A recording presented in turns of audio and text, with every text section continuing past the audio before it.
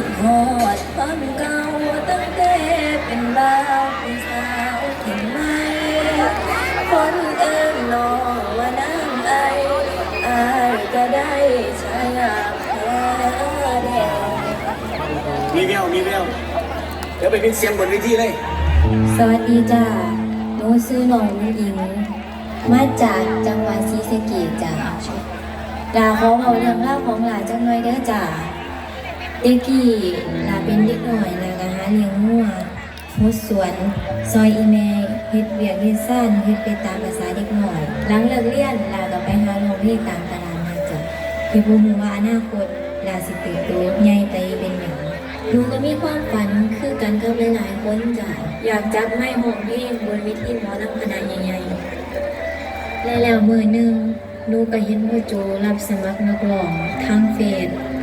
พ่อโจเลยถามหนูว่าอีหลาร้องรำเป็นบ่หนูก็เลยตอบพ่อไปว่าหนูเก่งปานใดดอกจ้ะแต่หนูก็สู้เพื่ออนาคตที่ดีของครอบครัวพ่อโจพ่อหัวหน้าวงเพิ่นได้ตอบรับหนูให้หนูไปหาอยู่หลังเวทีหนูกับแม่เลยไปหาพ่อโจอยู่หลังหานเทศเสียงบนเวทีจากเมื่อนั้นจนมาฮอดมื้อนี้ลาก็ขอขอบพระคุณพ่อแม่ FC ทุกคนด้วยจ้ะที่สู้มานั่งลาเพราะว่าลาสิเจอปัญหาอีหยังก็สร้างพ่อแม่ FC ก็คอยเป็นกำลังใจคอยเชียร์คอยสนับสนุนลาอยู่ตลอดแล้วก็คอยอยู่เคียงข้างลาเพราะว่าลาสิเป็นจังใด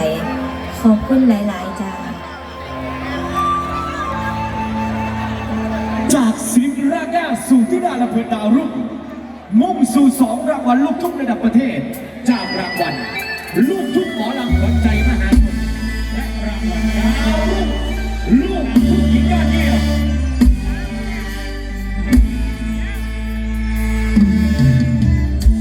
น้องซิงเกิลใหม่ล่าสุดจากค่ายเพลงลำเพลินอินดี้เรคคอร์ดนางเอกนอนขอรอยยิ้มและเสียงปรบมือดังต้อนรับอุ้งอิงเพชรบ้านแพง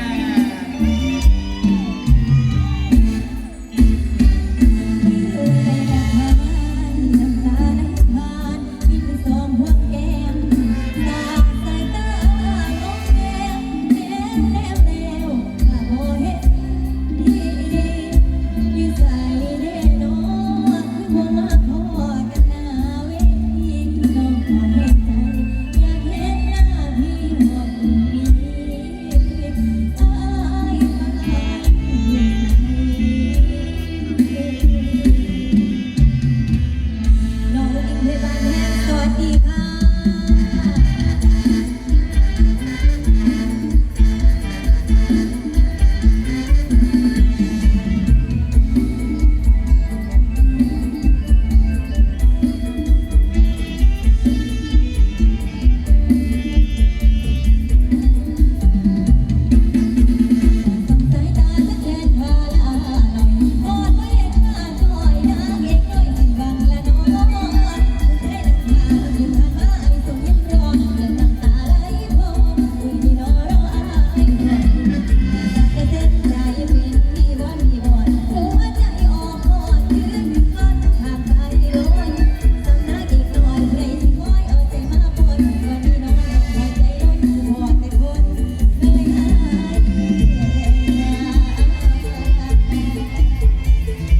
don't